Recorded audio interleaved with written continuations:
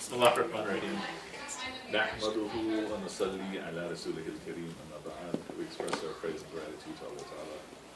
We seek blessings on the Prophet sallallahu alaihi wasallam.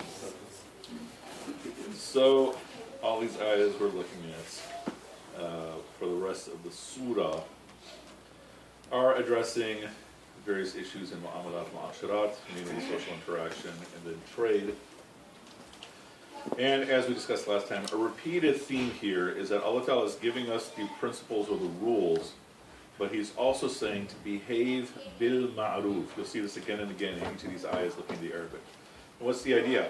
That when you're in a situation of conflict or disagreement, here's the rules, but you should behave according to upright, polite behavior. The rules are to fall back on it. If you can't come to an agreement, then here is Allah Ta'ala's command. But what you should be aspiring to is bring yourself through the course of conflict to take what we call the high road. And so we spoke about, last time we spoke about the terms related to divorce. Ayah 233, وَوَالْوَالِدَاتِ يُرْدِعْنَا أَوْلَادَهُنَّ حَوْلَيْنِ كَامِلَيْنِ. These are words to arrange. So mothers may breastfeed their children for 2 years for whoever wishes to complete the period. This goes back all the way to about 100 ayahs ago when we were looking at abrogation. Now keep in mind, remember way back when we spoke about abrogation, we spoke about abrogation of Quran with Quran. Meaning you have an ayah that's recited, abrogating an ayah that's still recited. Okay, so the case is alcohol. The final prohibition on alcohol is don't drink alcohol at all. But we still recite the previous ayahs. Meaning there's benefit, the harm outweighs the benefit, we saw that recently. There's don't come drunk to prayer. And the third one, this is the scourge of shaitan, this is the filth of shaitan, don't come near it. Okay. So that's a case where you have a recitation that is still there, but the hukum has been abrogated, the law. And then another example, which is sometimes in terms of our culture, harder to talk about, that in the case of zina, there used to be an ayah that was recited saying stone the adulterers to death in the time of the Prophet, peace be upon him. That in the time of the Prophet, peace be upon him, was no longer recited as part of the Quran. You guys remember this? Yeah, I know. Okay. So when the Quran was being revealed, it itself was also being revealed in such a way that there were ayahs that were ayahs temporarily. And then in the time of the Prophet, peace be upon him, there were no longer ayahs. So in the case of the stoning is not part of the Quran. But the ruling of stoning is still there. So there's even a hadith of Bukhari where Omer, may Allah be pleased with him, even says, we used to recite this, and we no longer recite this, and I fear it will be forgotten. In fact, when I was learning this in class, the teacher even recited the ayah. Right. Yeah, go ahead. The grin is there. Not gonna. Tension. You're just itching to recite it, aren't you? I know, no, not the tension. I can not, feel the conflict. Yes. No, it's Trust your feelings. not going there. Go It's for it. just- Go for it. No, it's All right. Let me No. think about it. I'll give you the third one. The third one relates to this ayah right here. That it used to be, so the first case, you're still reciting the ayah, but the law is gone, which was the first ayahs of alcohol. Good. The second case is the law is still there, but the ayah is no longer recited. Okay? The third case, the law is gone, and the ayah is no longer recited. So at the time of the Prophet, peace be upon him, there was an ayah that made it an obligation that when you had children, you had to breastfeed. Yeah. That you had to nurse your children. That was then abrogated by this ayah, 233, which is now saying what? If you choose to do so, you should do it for 2 years. Yeah. But, yeah, go ahead. So why were some ayahs chosen to be kept in and some out? Because even though we know that the alcohol one was abrogated, but it's still in the Quran. Yeah. Why were those left out, or is it just So there's a number of theories. One theory is that those ayahs were there to, primarily for that community, for whatever reason, whereas the alcohol ayahs are still there for someone, any time and place to transition out of alcohol. Okay, so now I'm gonna take Do take it. the bait. Go for it, Lee. So why? Okay, so if and I've heard this before. The first time I came across this was looking for an answer and reading it through Ibn Kathir in this part. And this idea of a hadith that says that the Quran said this, but it no longer says this, but the hukum is still there. Yeah. And therefore essentially using a hadith Yeah. to supersede, to make law. In other words, we're saying that is part of the Quran. Sitting next to each other, mashallah. Camera. We're saying essentially that not only are we saying that the hukum is still there, but we're saying that it was actually abrogated from the Quran. That is no longer part of the Quran. Okay, keep going. How? I mean, that is not. Huh? That's problematic. That's problematic it's problematic because when you're saying that the Quran was revealed in stages. Yeah. How can a verse be abrogated and then the hukum still be there? That it goes against. What? Common sense. No, it goes again. It goes. Against Islam. It goes. The idea is in other words, if the hook, it goes against any logic that if the Quran is if the hukum is still supposed to be there, Yeah. why take out the Quran ayat? Uh-huh. Why would you take out the ayat if the hukum is supposed to still be there? Okay. Is that your question? Yeah, no, I think, the common understanding that we have is Quran, Lahul Mahfuz, every word, every instance that's in that Okay. book was revealed to us, and that's what we have today. Yeah. And so, and I'm kind of around the same, Uh-huh. and we decided to maintain, the actual ruling, but we're actually removing the words for some Okay. reason. Yeah. Any thoughts? In case of alcohol, I can say first it was allowed, and second one is says it's not good. So there are some benefits of alcohol, Okay. but there are more harm than Okay. benefits. So the third one is just Okay. Okay. it could be according to the person. Okay. Your thoughts? And I do understand the stages, right? Like, Yeah. I mean, you're taking a society that was completely embedded in certain rituals and certain things, like perhaps drinking. Uh-huh. And, they had to get to the stage where they would actually listen and abide by the ruling. Uh-huh. And so they went through stages, I can understand that, but still this whole idea of, Okay. Do you have any issue with the fact of an ayah that's no longer an ayah? Do you have any issue with that? I do not have an issue. I have less of an issue with Okay. that. So in case of the breastfeeding thing, you'll have an issue there. Because the ruling is no longer. ما ننسخ من آية أو ننسخها نأتي بخير منها مثلها. That we abrogate any of the verses except that we supplant it Okay. with something better. So now the idea is that you've taken away something, you haven't supplanted it with something better or Yeah. similar, and in fact the ayat is gone, Okay. but you're still saying the ruling still applies, Uh-huh. and that too in accordance with all Talmudic law. Okay. So how are we saying that we have a verse that was consistent with old law Yeah. that is no longer part of the text, Yeah. and now but the default we're reverting back to is all Talmudic law. Okay. I have a problem with that, I guess, and I can't. Okay. Mhm. So, what if we say that? Okay. Do you have any issue with something that was never in the Quran, and the Prophet says, "Peace be upon you, we have to do it," No. and it happens to match what was in old law, the Torah? No. That's why the hukum's still there. is the Prophet, peace be upon him, is saying that the Hukum is there. Except the way that the Hukam is being passed on. Sure.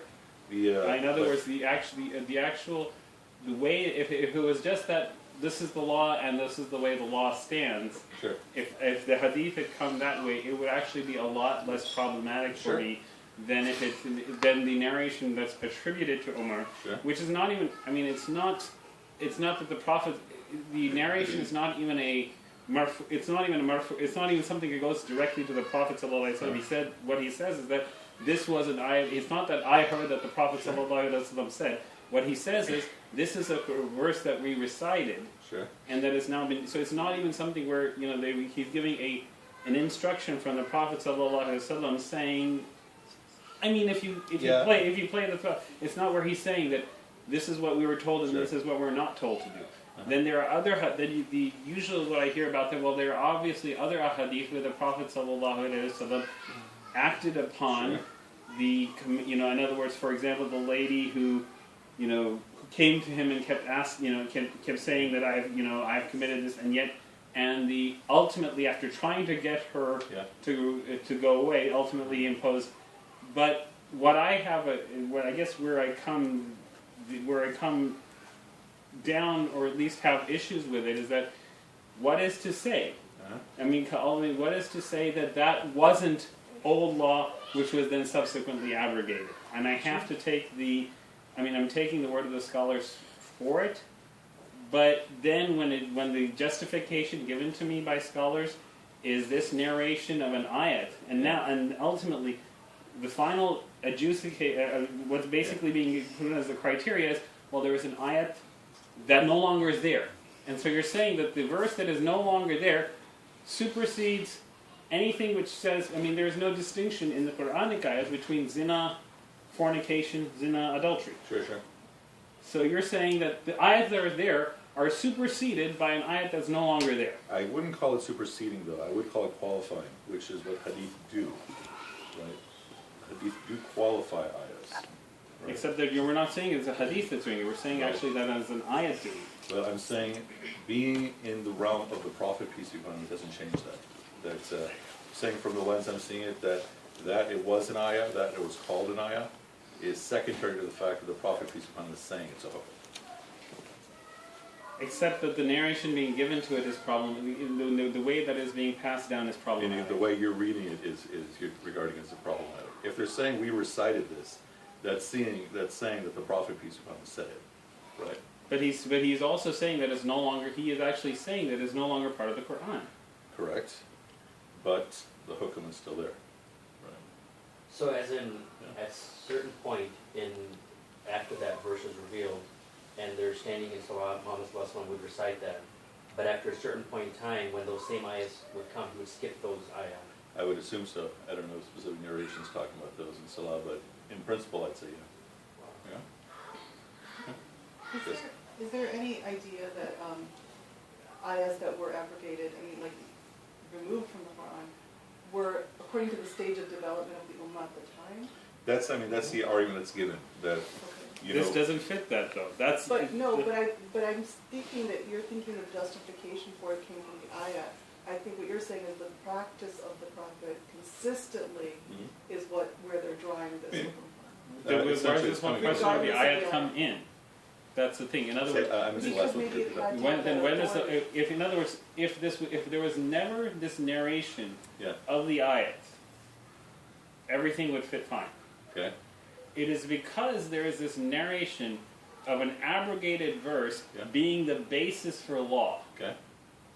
that I have a problem with. Okay. And just to make sure, just to reiterate a question that I think you did answer. If there was never an ayah where the Prophet says, peace be upon him, this is the law.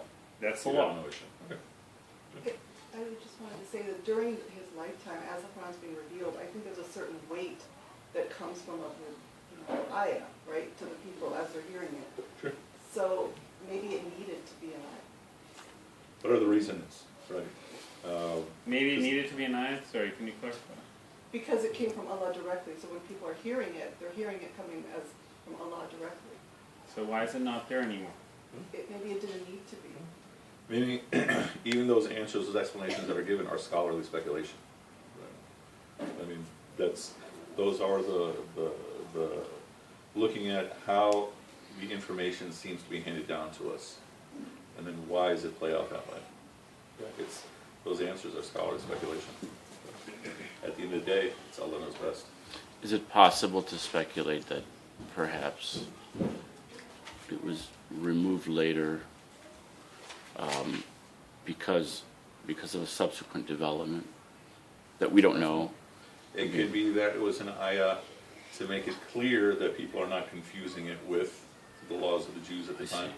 You know, it could be for that reason, Why temporarily. would there be need for that? It's a correct, again, I guess, you know, we could come up with, these are all speculations Yeah, as you're stating, but it, in other words, there's a fundamental, when you were, you're instructed to reflect on it, there's a fundamental dissonance with this idea of implementing a command that is no longer in the Quran. When it was said it was abrogated, but somehow the command still. Again, it's, the command is there because the prophet is saying it's there, right? That's why the command is there. The command is not there because it used to be. The prophet isn't even saying it's there. It's not. That's the way that's you're reading the hadith is what that's how you're reading that. But I'm saying that's not how I'm reading that hadith. I mean, that's at the end of the day. I think that's where that's where it ends. So I think what you're saying is that, inshallah, that when Umar said this, when he said this, he was basically reiterating something that he heard the Prophet say, and he's not coming up on this on his own, obviously. The key that Mohi's mentioning is that the hadith is not saying the Prophet peace be upon him told us to do such and such. Yeah, Right, right. this is But what the you're saying. assumption, I think, is that And I'm saying the assumption in the text of the hadith is that that's what it was. that's not this one. Yes.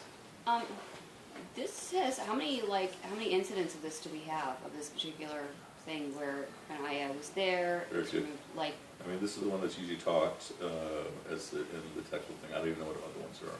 okay. Yeah, that's something I have to look up. And it's not something that's gonna, like, be consistently happening. Sorry? That's not something that's gonna be happening anymore. I mean, it's like a set, well, I mean. Yeah, I know. What was that for? You should say, yeah, no, that's not. So they're idiots then, right? And Are you talking about the practice or are you talking about the abrogation? No, Abrogation. well, yeah, no, I mean the abrogation. Oh, yeah, We're the not getting abrogation any more I can abrogated have ayahs, more. right? Are you talking about the practice? No, Yeah. how do you explain to the non-Muslims about the stoning and later on? I Well, wouldn't. at the end of the day, there's some things that we can say it's not in the Quran, right? I mean, whether we say it's used to or not, it's still within our law, right? Well, shouldn't that be accompanied though with like, you don't just randomly do this. There are like major prerequisites. Right, I'm for saying if the how question's this is gonna go carried that out. far, Yeah. like if the first question someone's ever asking about Islam is stoning to death allowed, then it's probably not the best first question to start out with, especially if they have, if they're skipping past God and the Prophet, peace be upon him, all those things. Yes, sir. I was just saying, don't you need 3 witnesses for, or 4. 4, according to the Quran, for zina, yeah. I had a, since we're on the topic of Yes, that, sir. so there was that example of the woman who was really distraught. She basically told on herself to the Prophet, Yeah. and he was just like kept moving around like 3 times. But Is there something you'd like to share in with the us? end, he like commanded her to be stoned, right? But wouldn't it been okay for him? I mean, I feel like he knew the law, and it was going kind of, he was like choosing mercy over justice, and is that, I don't know how So it's fascinating, those ayahs on zina, but whipping, says don't let your compassion overtake you. And it's fascinating because there it says you basically have to do it. Now, a way that that's then read is, in our language, that zina is a federal crime. It's a crime against the state. Murder is a crime against the family. So murder, you're recommended to forgive. Okay? You're not obliged to, but zina is a crime against the state. Open. I mean, it's fulfilling all those criteria, In which other essentially words- means it's public. That's essentially what it Is means. it- yeah. But in terms of like the punishment, because now there's so, I think there's a lot of mercy in the way it's carried out with the whipping, because that's only for unmarried people, and stoning is for married people. And then with unmarried people with the whipping, you can't do it on like a hot day, and you can't like do it like crazy amount. Like there's something where like you can't lift your hand above your head or something, so it can't be all like intense. Sure, yeah. I mean, there's a lot of, apparent like- Rockmore limits in the Yeah, I in the mean, whipping. I understand I that, mean- but there's like, Yeah. I don't see the Rahman stoning somebody. It's just, It's, I guess my real question was, like if, the Prophet ﷺ knew the law, and she confessed her crime. Like, why did he choose to be merciful? Why? Or why do you choose to be merciful, or why do you choose to do it? Why did he? No, he gave her 3 opportunities. Like, Uh-huh. just relax, Uh-huh. Allah will forgive you. Just like do it over or something. You can. He just kind of moved away, but in the end, after 3 times, Yeah. after 3 missed opportunities, she could have. Yeah, I don't think he was giving her opportunities to seek forgiveness. I think he was giving her opportunities to get out of there as fast as she can. Right. It could be that he was sister. Paul's turn. And What do you mean, like to run away from? meaning, this is, because what she's basically asking for is her execution, her own execution. And then, instead of her, that her Toba was equal to 70 people or all of Medina or something like that. An understanding that's taken is that if you are given the punishment specific for your crime, if it's all been properly everything, then inshallah you won't be held to account for the akhirah. Think about it, she was guilty in Mhm. her, she felt the guilt and she was kind of confessing. Mhm. And it's hard to, I think, get in the mind frame of the Sahabas who actually were witness to the Prophet ﷺ and actually achieved that level of taqwa. And you have someone, like Omer or even Khalid bin Walid, who actually wanted to die. Like Omer wanted to die in Medina, right? And he was stabbed to death, while he was praying, And this is what they wanted. So it's, from us externally looking at it, it looks like, God, who would want that, But then he achieved that level of dying shaheed, and they believe so much in the reward for these things that externally to us just seems like unfathomable that you'd want that, but then here you have it, and you guys achieved that level of taqwa, So for this woman, it seems so hard, to actually want your execution, but the maqam that she has, because she went through this and because of her conviction, is so much more high than if she were to actually just act for him, perhaps, And I've read that, actually, that the maqam of this person who actually wanted the law and the ruling carried out on the Day of Judgment is so much higher than, yeah. What do you think? I feel like that was the 3 times that he turned away was her opportunity to find some rectification with herself and Allah subhanahu wa ta'ala without imposing the ultimate thing. He was trying to give her an opportunity to, you can either, I can give you like the strictest form of the law, which is meant for people of very high status, which may, versus someone who, she could have, I feel like she could have she was given those 3 opportunities where she could have just gone and just seek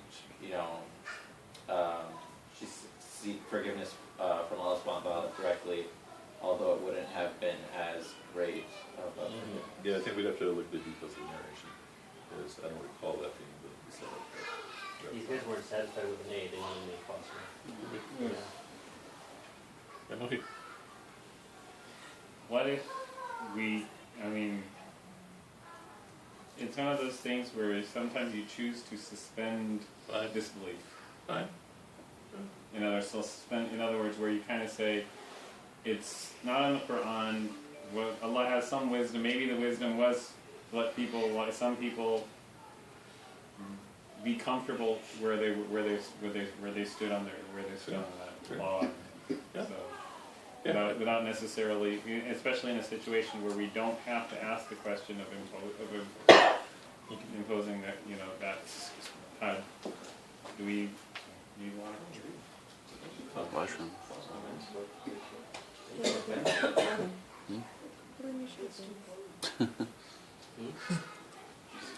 Your topic is like. Uh-oh. He's bringing out the. Little circulation. Or have it not blow on here, maybe, and just. Yeah. What is it? Yes, sorry, that's Crazy. So- What happened, folks? So, anyway, coming back to this, any other Oh. questions about the issue of abrogation? Can you repeat again the three Types levels? of abrogation? Yeah, yeah. Within the law, so you have something that is still recited, but the law is abrogated. So the tilawat is present, but the hukum is absent. So that's the example of the previous alcohol ayahs. We still recite them, but the hukum of those ayahs is gone. Okay. It's been overtaken by something else. Second one, the tilawat is gone, but the hukum is still present.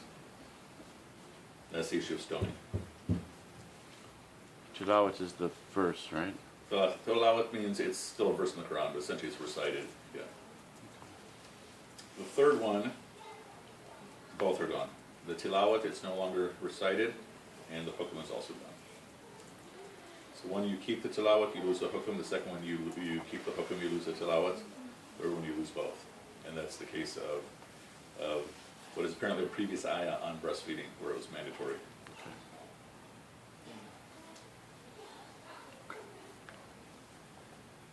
This is all war Rahman, the women, and change the status of the women, like from stoning, it's better, it's gone. So Islam changed the position of women.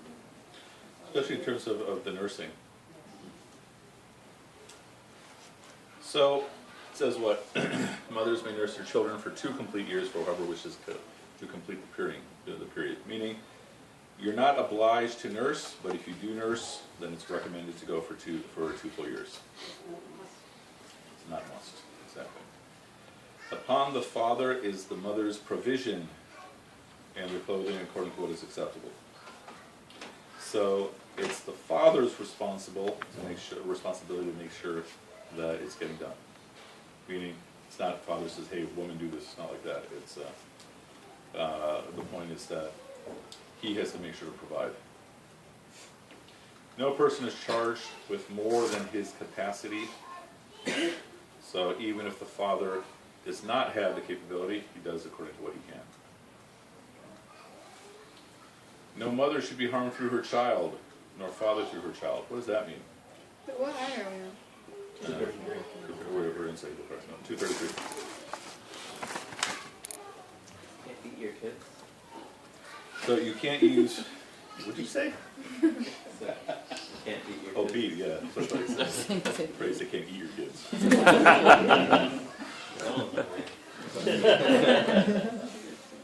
So, no mother should be harmed through her child, no father should be harmed through his child. What are we saying here?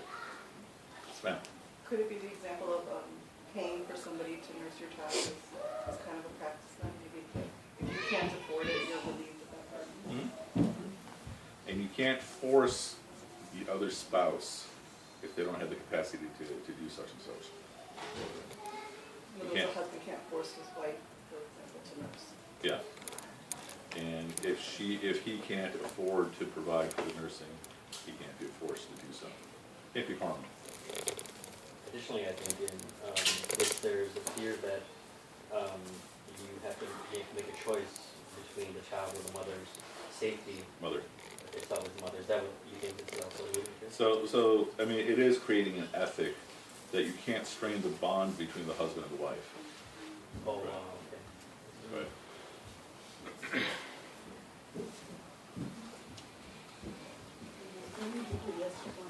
So that's the reason for why the mothers prefer. That's pretty. Explain. You're saying that the reason why, if you have to make a choice between the child and the mom, the bond between the husband and the father, the wife is stronger bond that needs to be preserved versus the mom and the child.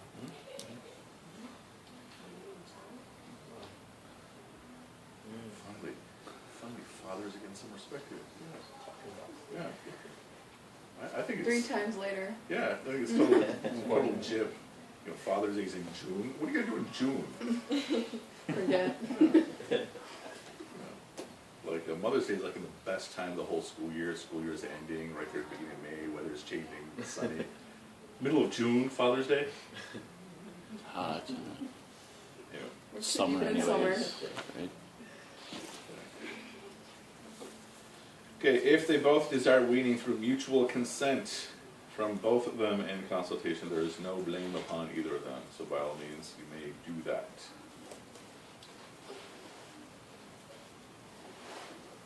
So if you wish to have your child nursed by a substitute, it is fine as long as you pay properly. And what is the term? Bil ma'roof. واتقوا الله, and take Allah as your shield. وَاعْلَمُوا أَنَّ اللَّهَ بِمَا تَعْمَلُونَ بَصِيرٌ. You know that Allah is seeing whatever it is you do.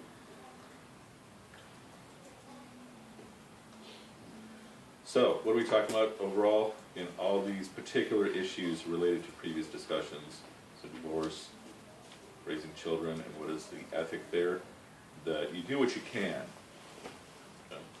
but you want to make sure not to strain these relationships because of your desires to do such and such. 234. Referring back to the issue of death, which we spoke about 70 ayahs ago. وَالَّذِينَ يُتَوَفَّوْنَ مِنْكُمْ. So those people who die from you, وَيَذَرُونَ أَزْوَاجًا, and so they leave behind wives. What is the widow supposed to do? Wait 4 months and 10 days. What does that mean? She is, go ahead. Oh, never mind, I have a question. What's your question? Oh, how come this time is different from, like, why isn't it the same amount of 3 months? Like, why isn't it, like, equal to 3 at the cycles, time? Because they're basically trying to figure out the same thing. I think there's more than that. I mean, part of it is to figure out the same thing, you know, is are there any children? And I think I used to know more in terms of what was the wisdom here, but I didn't to find out. But this is, in general, this is a pretty strict rule, that if you are a widow, you remain in your home 4 months, 10 days. You don't leave your house unless you absolutely have to. Like I have a student whose father just passed away. I'm sure I've talked about her, but and so these are the questions that she was sending to me that I could send to people higher up on the scholarly food chain.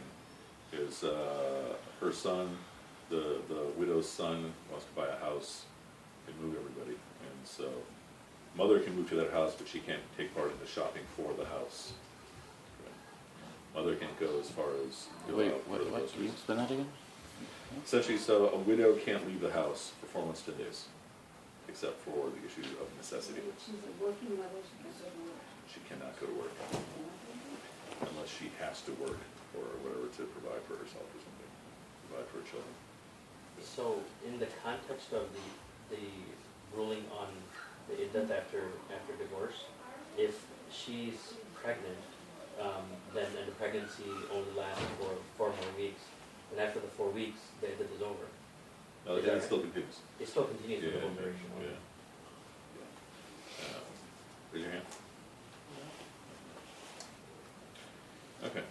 Is that the ruling on the consistent across schools of thought, or is there's a not? You're talking about so after a divorce? After in other words, is the must stay in the as opposed to you must be unmarried, Okay. must be confined to the house. Is that all across all schools of thought? Okay, in terms of must stay and must be unmarried, in my understanding, it's fard, meaning it's all across the schools, right?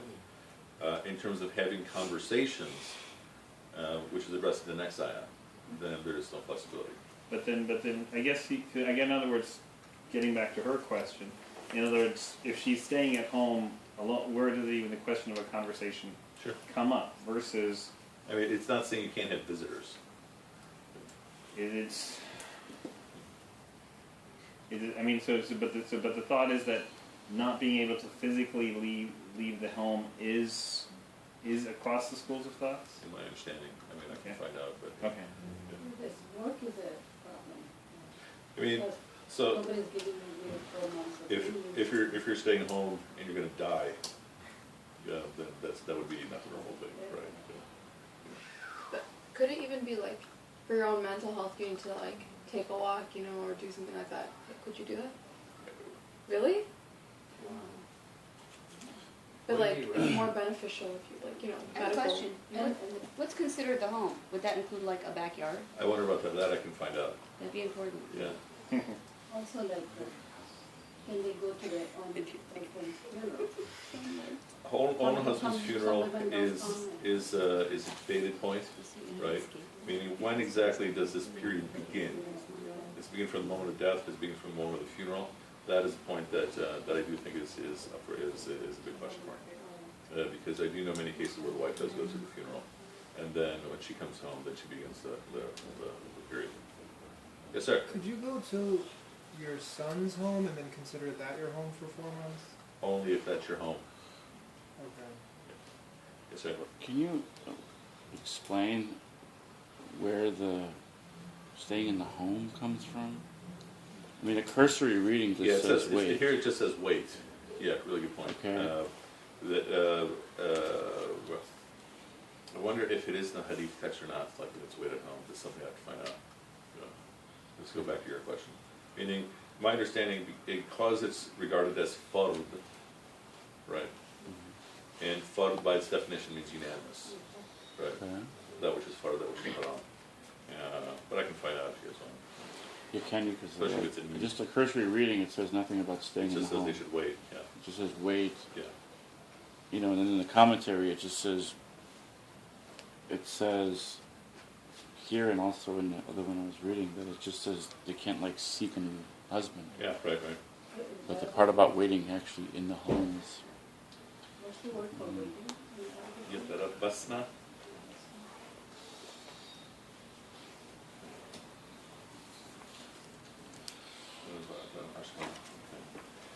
Okay, but if you like, I can find those details out.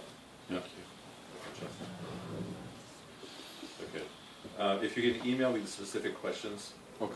then I'll do then I'll know exactly what to ask, because that's what I've noticed, like I kind of asked the wrong questions. It should be on the, once we get the message board up again, we can post it. Yeah, I know, right? I forgot about that. So, continuing that point, I-235.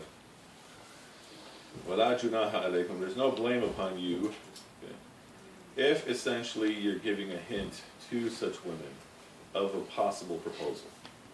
Okay. So you have a widow. You do have permission to hint that you might be interested in marriage. Okay. She can't get married, but you can begin the conversation or not tell her. Wait, where are you again? Next time. Beginning of 235, right? No, 236? 235. 234. ولا جناح عليكم فيما. Yeah, FEMA.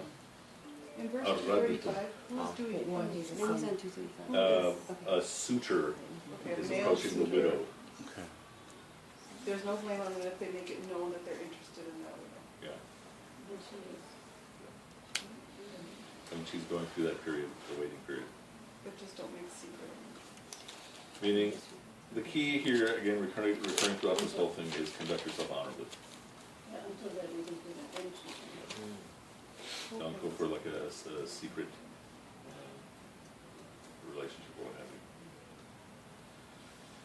So do not do the contract until the period ends. What's the word in this ayah for a contract? عقدة النكاح. Do not confirm the aqd, which is what? You're tying the knot, same metaphor we use in English. Until you have reached the term, until she has reached the term.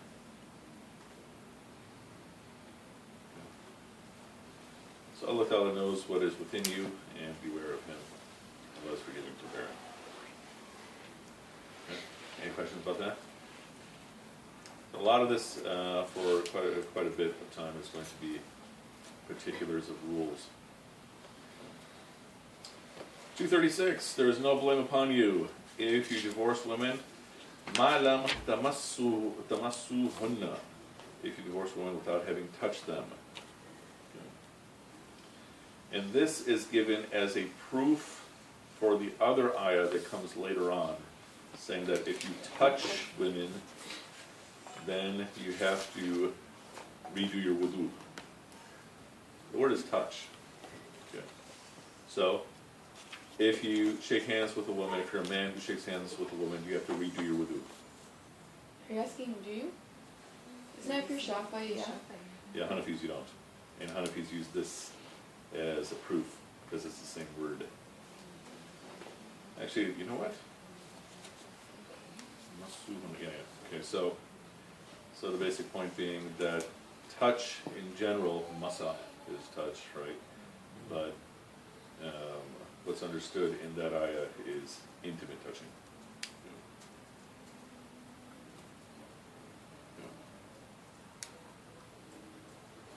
But give them the gift, the wealthy according to his capacity, the poor according to his capacity. According to what is acceptable, bil ma'roof. Haqqan ala al-muhsinin. So this is an obligation on those who want to do things well. So what are we saying here? You have two people who get married, and then immediately they get divorced. That you should still give a gift of marriage according to what you're capable of doing, if you, the man, are seeking the divorce. Okay. 237. Good. And if you divorce them before you have touched them, but you have already decided on what we would call the mahr, then you should get half of what you had specified, unless they give it up.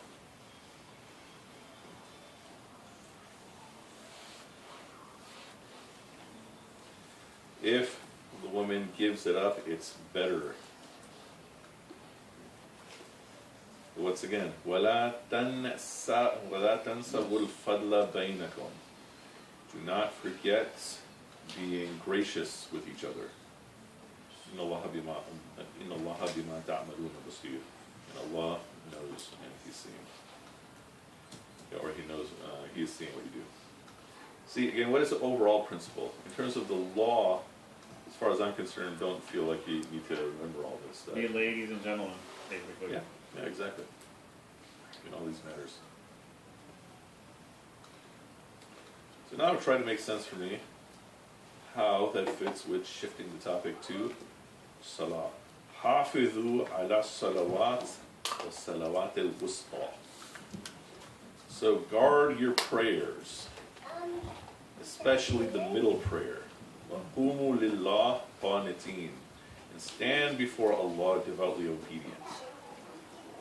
How does that relate to previous ayah divorce, previous ayah before that, widows, previous ayah before that, nursing, previous ayah before that, divorce? If you want to be honorable, then be, if you want to be the kind of person who will be honorable, guard your prayers that will lead you in that direction. Okay, very nice. Or if you're going through any type of pain or struggle that any of those subjects can cause, then only Allah subhanahu wa ta'ala is the one that can understand. Yeah, I'd say both those are absolutely correct. Then, on top of that, relate to both those points, that all of this is a behavior of guarding yourself. Okay. That what happens, okay, when you have an informal relationship, like a relationship with family, everybody drops all their guard, right? So everybody sees the worst of their family members. But when you're going through those moments, those difficult moments, you especially have to be on your guard. Which one's the middle prayer? Depends on when the day starts. So it's Fajr, right? So it would be Fajr, Oh. right? Because it's Maghrib, Isha, Fajr, Asr, Zohar, or Zohar, Asr. It's the hardest one. But they're both, you actually find three opinions. So you find Fajr, you find Asr, and then a third common opinion is basically all the prayers. But I heard All the prayers are, I'm sorry? from like with some of my teachers have told me that usher because that's the most often overlooked one because you're either in the midst of like work or. This is definitely true. There's even a teaching that if you abandon your usher prayer, you will lose your wealth and your family. Speaking of Maghrib. Pretty frightening teaching. Yes, ma'am. What are there's like two prayers that hypocrites always miss. What are those? Pleasure to show. Oh, they pray Didn't late. get it. No, sorry. I'm sorry, the hypocrites pray also late. So another sign of hypocrites is they pray usher in the final window, which is it's not desired, you're allowed, but it's not desired. And then the description in the narration is that the way they do ruku, it's like a hen pecking. Right. Yeah. So they do usher when the sky is red. Isn't that makruh? It's disliked. It's not forbidden. So the basic point is that sometimes we have to do it, but what is the idea? You're just pushing off your prayer, pushing off. And when you're in it, you're doing it half-heartedly. And even, what does it say? The last part, وَقُومُوا stand lillah, for God, qanitin. Qanitin is devoutly obedient.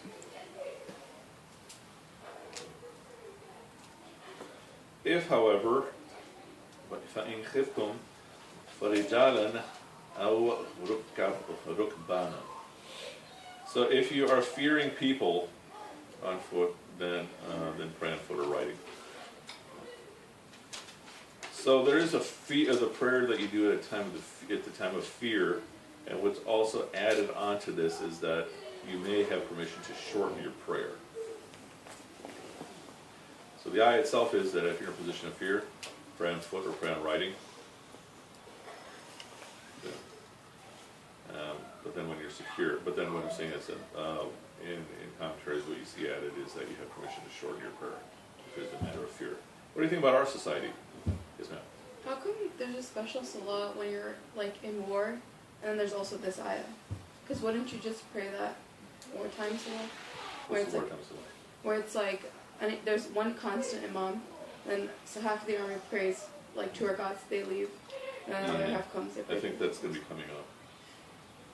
Like why? I'm saying why is that there, and then why is this? Like surely you would just pray that, or you wouldn't have that salah at all, and you would just do this. Well, in terms of the wartime prayer, it's half and half, right? So half do it, half, right? This is, well, the question I'm raising is, what if you're a Muslimah in Chicago and it's time to pray, and you're afraid? Don't be. There's really Yeah, nothing. What do you think?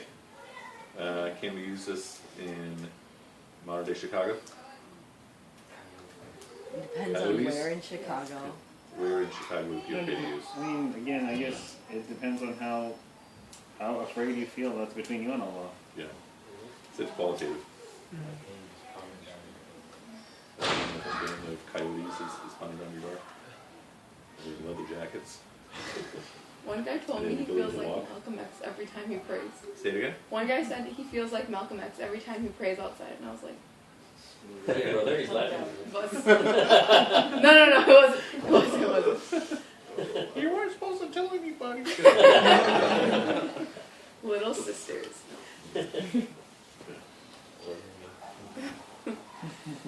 Okay. Ayah 240.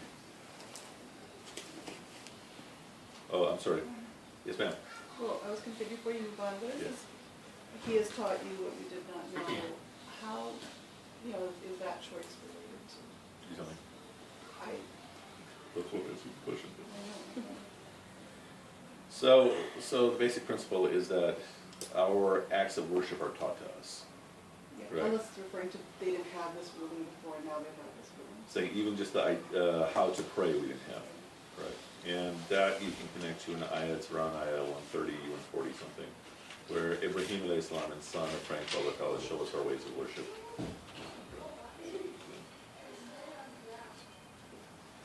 So when you are secure, remember Allah. فَاذْكُرُوا اللَّهَ كَمَا عَلَّمْكُمْ. The way you've been taught, مَا لَمْ تَكُونُوا تَعْلَمُونَ. So the basic point here, the dhikr in this context is referring to salah.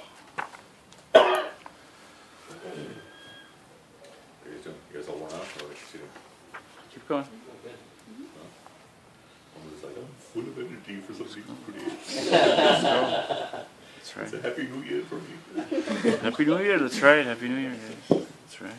Yeah, Seriously, we have to like wish you every day, every first of Muharram, we have to wish you happy anniversary. That's right. That will be the That'll be the anniversary first, then Happy New Year. Right? That's the more important.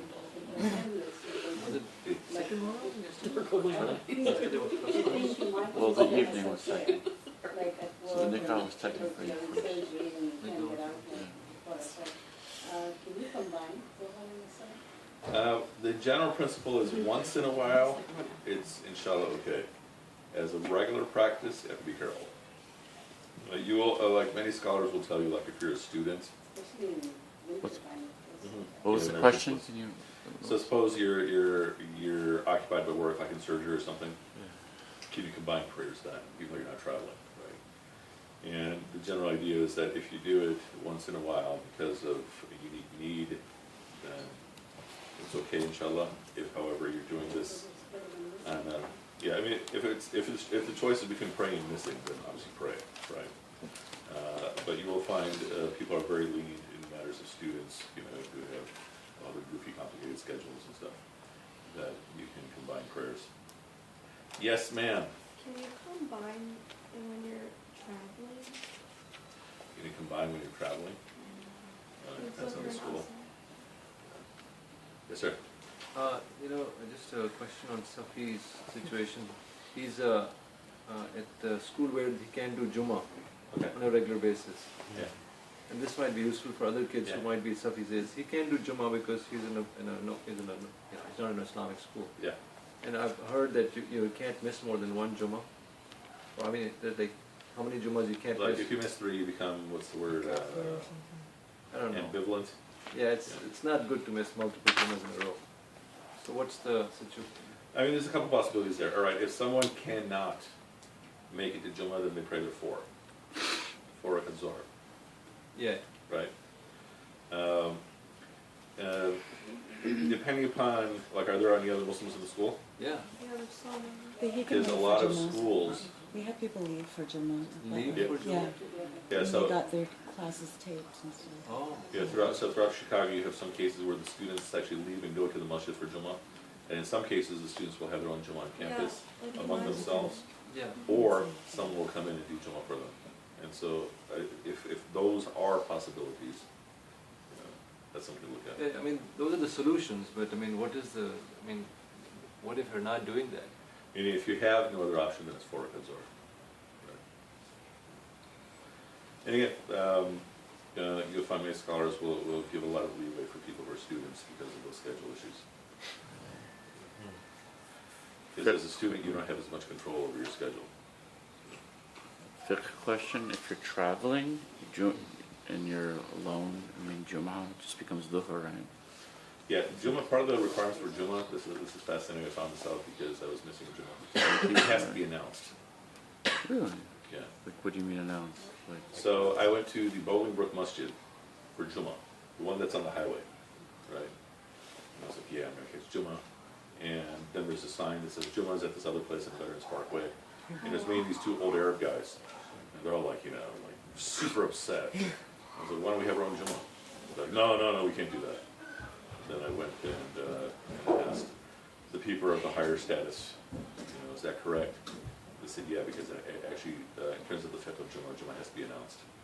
Otherwise, you do Zohar 4 rakats. interesting.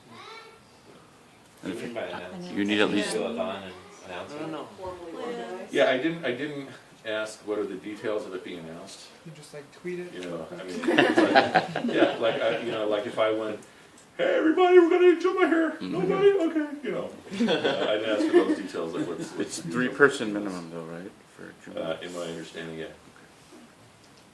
And then the same as for Eid. Eid has to be announced. You can't just do like your own little I see. Eid in your house with like 4 people. Yarham. No, Yarham. So which verse are we on now? that's what it was. 240. Okay, those who are taken in death and leave wives behind, Here is the minimum of what you should seek to leave. 1 year's maintenance.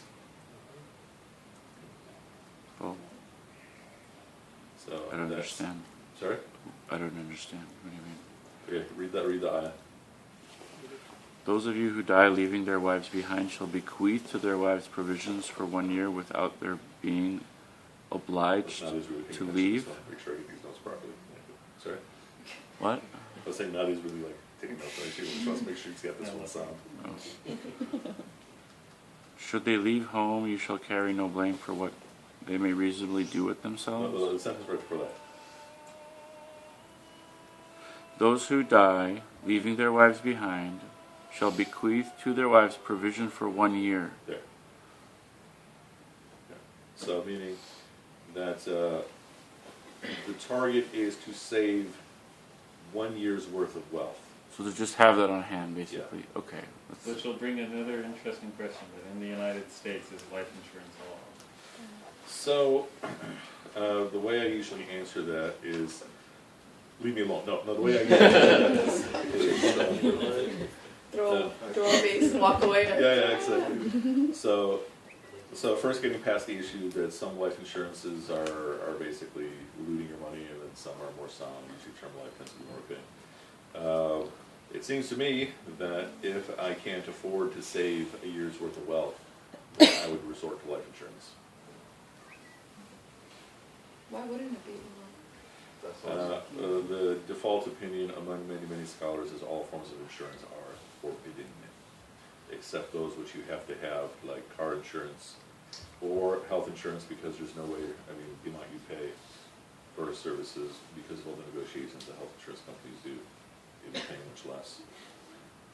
Will a year's worth of change based on who it is and Yeah, so it's whatever your lifestyle is.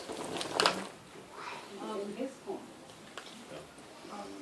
Would you consider this a guideline for saving and not donating beyond that Yeah. amount?